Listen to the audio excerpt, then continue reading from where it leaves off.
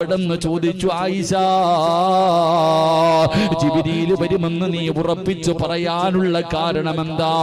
എങ്ങനെയാ നീ പിടിച്ചു നിന്നത്? ഇത്രയും ദിവസം എല്ലാവരും നിന്നെ കൈയൊഴിഞ്ഞപ്പോ നീ എങ്ങനെയാ പിടിച്ചു നിന്നത്? ആയിഷ ബീബി റളിയല്ലാഹു തആല അവിടെന്ന് പറഞ്ഞു, നബിയേ, നിസ്കാരപ്പായിലിരുന്ന് പറഞ്ഞത് ഒരേ ഒരു ദിക്റാണ് നബിയേ. ആയിഷ ബീബി റളിയല്ലാഹു തആല നിസ്കാരപ്പായിലിരുന്ന് പറഞ്ഞത് ഒരേ ഒരു ദിക്റാ. ഏത് ദിക്റെന്നറിയുമോ?